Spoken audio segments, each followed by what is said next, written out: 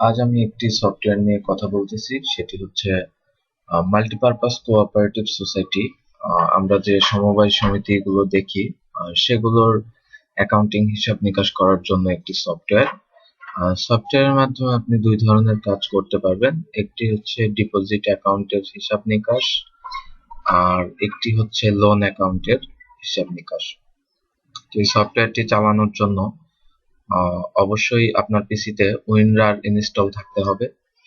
আর দ্বিতীয় কথা, আপনি যদি উইন্ডোজ 8.1 এ সফটওয়্যারটি চালাতে চান বা তার উপরে, সেক্ষেত্রে আপনার .NET ফ্রেমওয়ার্ক 3.5টি ইনেবল করে নিতে হবে। অনুরূপভাবে উইন্ডোজ এক্সপিতেও .NET ফ্রেমওয়ার্ক দেওয়া থাকে না, সেক্ষেত্রে উইন্ডোজ এক্সপিতেও .NET ফ্রেমওয়ার্ক 3.5 আপনাকে ইনস্টল করে নিতে হবে। তো সফটওয়্যারটি ডাউনলোড করার পরে আমি এরকম একটি রার ফাইল পাবো। এটি উইনরার ইনস্টল করা থাকলে এক্সট্রাক্ট করতে পারবো। এক্সট্রাক্ট করলাম। এর মধ্যে রিডমি একটি ফাইল আছে। এই রিডমি ফাইলে মূলত software installation, password, default user name, contact information ইত্যাদি ইত্যাদি দেওয়া আছে। তো আমি সফটওয়্যারটি অ্যাজ ইউজুয়াল অন্যান্য সফটওয়্যারের মতো যেভাবে সেটআপ দিতে হয় সেটআপ দিব। এখানে একটি পাসওয়ার্ড চাচ্ছে, এটি মূলত ইনস্টলেশন পাসওয়ার্ড, যেটি আমি এখান থেকে নেব।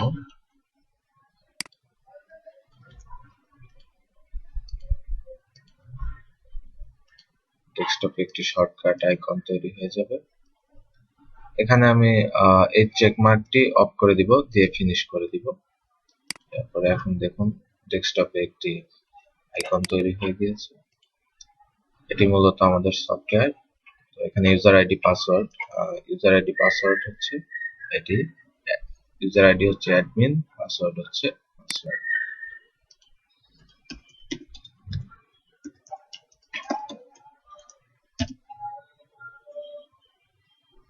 শুরুতে যে বিষয়গুলো দেখব সেটি হচ্ছে সফটওয়্যারের সেটিংসটি। সেটিংস এর মাধ্যমে আমি আমার অ্যাড্রেসটি এখানে আপডেট করে নিতে পারবো। আর নেমটি আপডেট করার ক্ষেত্রে অবশ্যই আমাদের সাথে যোগাযোগ করতে হবে। তো গেল। এরপরে সিকিউরিটি অপশনটা আমরা দেখি। এখানে অলরেডি আমি একটি ইউজার আইডি তৈরি করে রেখেছি ডিফল্ট। তো এখানে দেখতে পাচ্ছেন অ্যাডমিন অ্যাক্সেস। মূলত এই অ্যাডমিন অ্যাক্সেসটি যদি আমি নো করে দেই, তাহলে উনি বেশ কিছু ডাটা এডিট করতে পারবে না। আর ডাটাবেস অ্যাক্সেস যদি নো করে দিই, তাহলে উনি এই ডাটাবেস মেনু থেকে ডাটাবেস ব্যাকআপ রিস্টোর করতে পারবে না। আর সিকিউরিটি অ্যাক্সেসটি যদি আমি নো করে দেই, তাহলে সেই ক্ষেত্রে উনি এই সিকিউরিটি প্যানেলে ঢুকতে পারবে না। আর ইয়েস করে দিলে ঢুকতে পারবে। অনুরূপভাবে সেটিং অ্যাক্সেসও সেম। আর ডিপোজিট অ্যাক্সেস এবং লোন অ্যাক্সেস, ডিপোজিট এবং লোন দুটি আলাদা আলাদা সেক্টর। ওনাকে যদি আমি ডিপোজিট অ্যাক্সেস ইয়েস দেই এবং লোন অ্যাক্সেস নো দেই, তাহলে উনি শুধু ডিপোজিটের অপশনগুলোতে কাজ করতে পারবে, লোনের অপশনগুলোতে কোনো কাজ করতে পারবে না। আর রিয়েল নেমটা এখানে দিতে হবে, কারণ উনি যে কাজগুলো করবে অটোমেটিক উনি যখন ওনার ইউজার আইডি দিয়ে লগ ইন করবে, ওনার নামটা উঠে থাকবে যে এই অপারেশনটা কে করেছে। আর নিজের পাসওয়ার্ড চেঞ্জ করার জন্য ইউজার প্যানেলে গেলে এখানে পাসওয়ার্ড আছে, এটি চেঞ্জ করে চেঞ্জ পাসওয়ার্ডে দিলে পাসওয়ার্ডটি আপডেট হবে। এবার দেখি ডিপোজিট অপশন গুলো আমরা একটু দেখি। ক্রিয়েট নিউ অ্যাকাউন্টে যাই। এখানে দুইটি নাম্বার আছে, একটি হচ্ছে অ্যাকাউন্ট আইডি যেটা অটো জেনারেট হবে, আর একটি অ্যাকাউন্ট নাম্বার, এটা ইচ্ছা মতো দেওয়া যাবে। অ্যাকাউন্ট নেম দিলাম, নেম ফাদার,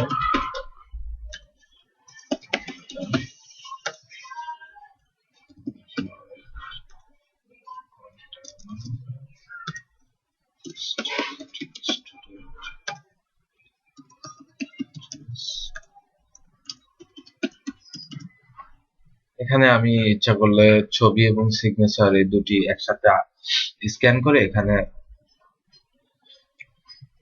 আপলোড করে দিতে পারবো। তো আমি আপাতত কোনো ছবি দিলাম না, ডিফল্ট যে ছবি ওটাই থাকুক। এখানেও সেম, আমি নমিনির ফটো এবং সিগনেচার আপলোড করতে পারবো,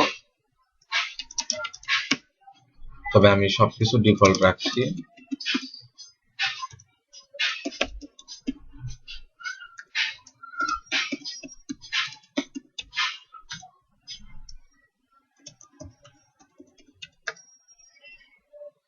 এখানে নমিনি শেয়ারটা দিয়ে দিব যে সে কত পার্সেন্ট শেয়ার।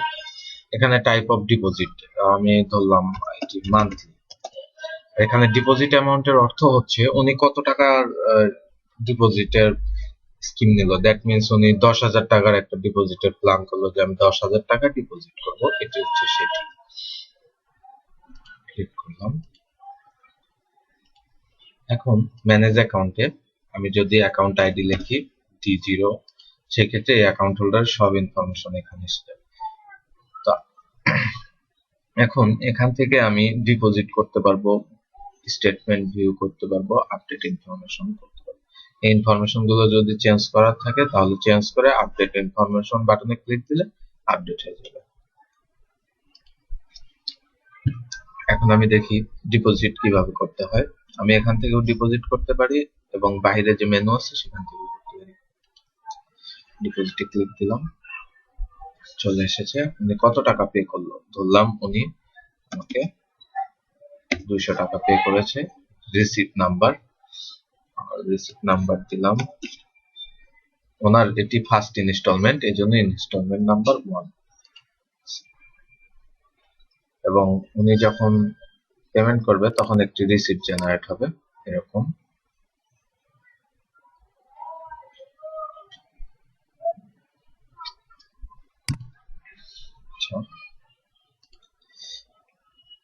এরপর দেখবো ওনার স্টেটমেন্ট কিভাবে দেখতে হয়।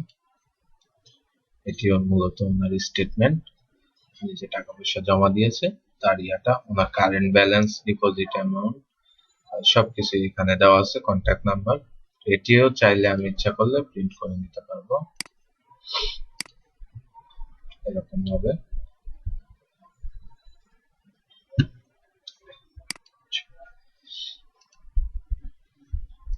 সেম আমি এখান থেকেও ডিপোজিট করতে পারবো সার্চ করে D0 সার্চ। দেখুন এটি ওনার দ্বিতীয় ইনস্টলমেন্ট, এই জন্য এখানে অটোমেটিক 2 চলে এসেছে।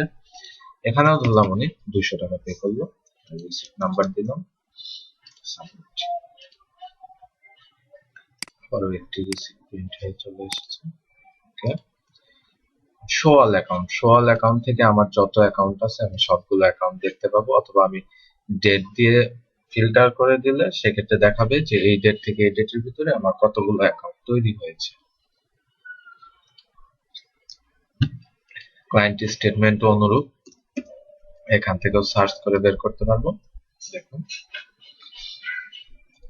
এবং আমি ইচ্ছা করলে অ্যাকাউন্ট নাম্বার দিয়েও সার্চ করে বের করতে পারবো। ওকে, এখন অনুরূপ ভাবে আমরা লোনের কাজগুলো করতে পারবো। এখানে একটু লোন অ্যাকাউন্ট তৈরি করলাম, ফর্ম নাম্বার দিলাম। এটা এখানে অ্যাকাউন্ট আইডি এবং অ্যাকাউন্ট নাম্বারের পরিবর্তে এখানে ফর্ম নাম্বার ইউজ করা হয়েছে। এখানে account name, father, mother,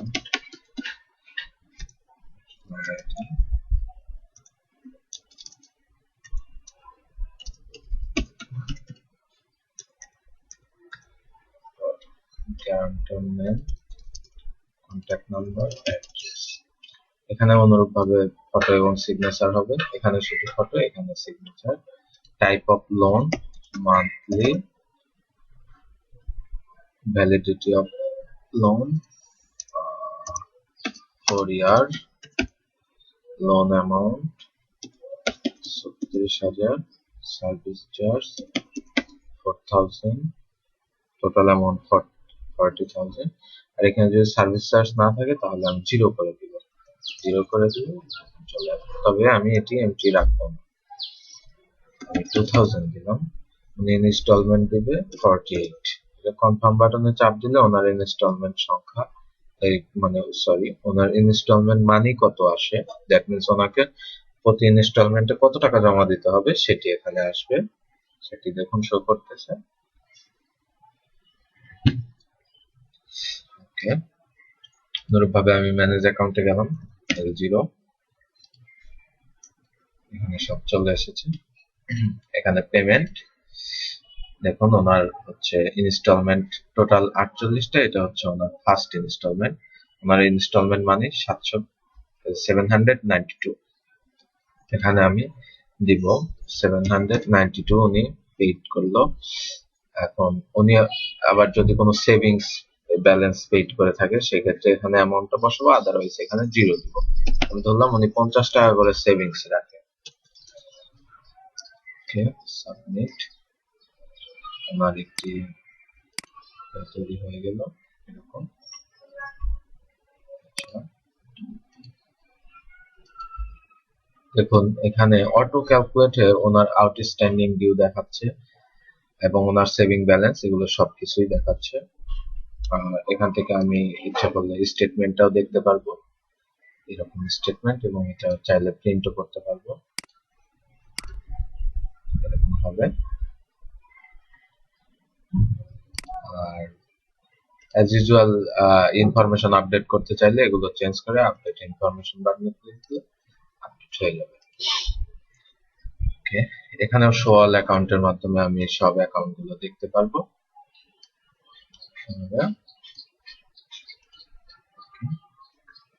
client statement same.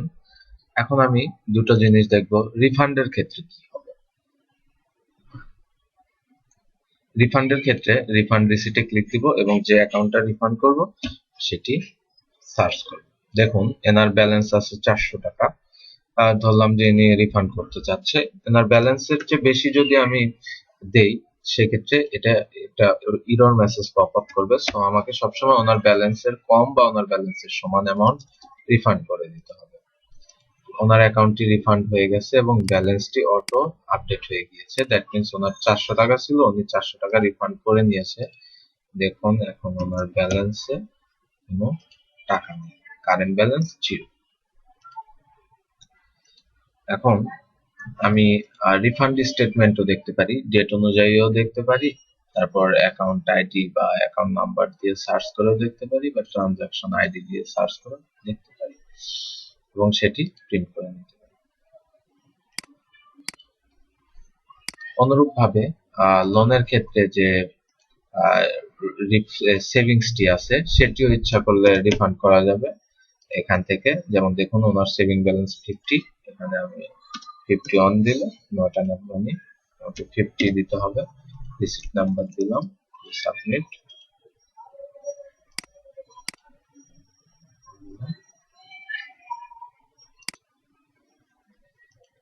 এই ক্ষেত্রে লোনের রিফান্ডেরও স্টেটমেন্টটি সেম। এখন দেখুন ওনার সেভিং ব্যালেন্সটিও আপডেট হয়ে গিয়েছে। দেখুন ওনার সেভিং ব্যালেন্স এখন 0। এরপরে আমরা যে বিষয়টি দেখব এক্সপেন্ডিচার, আমাদের যে ব্যয়গুলো হয় সেটি আমরা এটার মাধ্যমে এন্ট্রি করব। যেমন আমি ধরলাম যে অফিস রেন্ট, ট্রানজাকশন অ্যামাউন্ট বললাম যে 9000 টাকা। ট্রানজাকশনটা কে করেছে অটোমেটিক কিন্তু রিয়েল নেমটা চলে এসেছে, আমি যে আইডি দিয়ে লগইন করেছি, এবং এটা চাইলেও চেঞ্জ করা যাবে। রিমার্কসে আমি যদি আমার কোনো রিমার্কস থাকে আমি সেটা লিখবো, আদারওয়াইজ এটি এমটি রাখবো।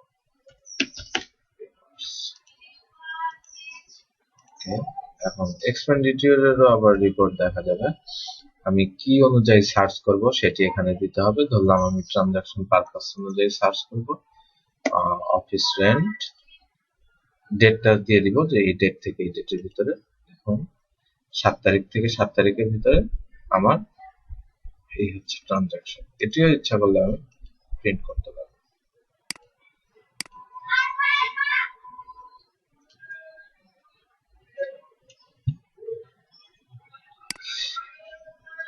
ফাইনালি আমি আমার ব্যালেন্স শিট দেখবো যে আজকে সারাদিনে আমি কি করলাম, বা একটা ডেট সিলেক্ট করলে সেই ডেটে আমার ক্যাশ ব্যালেন্সের অবস্থাটা দেখাবে। যেমন দেখুন ডিপোজিট অ্যাকাউন্ট একটা তৈরি হয়েছে, লোন অ্যাকাউন্টও একটা তৈরি হয়েছে।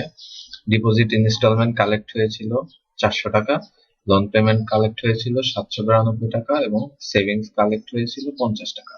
এগুলো সব প্লাস ব্যালেন্স আর এগুলো সব মাইনাস ব্যালেন্স। তো মাইনাস ব্যালেন্স এবং প্লাস ব্যালেন্সের ডিফারেন্সটা আমাকে এখানে দেখিয়ে দিয়েছে, যেটা আমার কারেন্ট ব্যালেন্স। ইচ্ছা করলে এটি আমি প্রিন্ট করে নিতে পারবো। এটি প্রিন্ট করলে এরকম একটি জিনিস আসবে, ডকুমেন্ট। প্লাস ব্যালেন্স টোটাল 1242, আর মাইনাস ব্যালেন্স টোটাল 45,450। এই দুইটার ডিফারেন্স হচ্ছে মাইনাস 44,200। এই সফটওয়্যারটি যদি আপনি পারচেস করতে চান সেক্ষেত্রে আমাদের সাথে যোগাযোগ করবেন। আমাদের যোগাযোগের অ্যাড্রেসটি এখানে দেওয়া আছে, আমাদের সাথে কন্ট্যাক্ট করার অ্যাড্রেসটি। এবং যদি কোনো কিছু কাস্টমাইজ করতে হয় সেক্ষেত্রে আমাদের সাথে যোগাযোগ করতে পারেন, আমরা কাস্টমাইজও করে দিই। তো আজকে এই পর্যন্ত।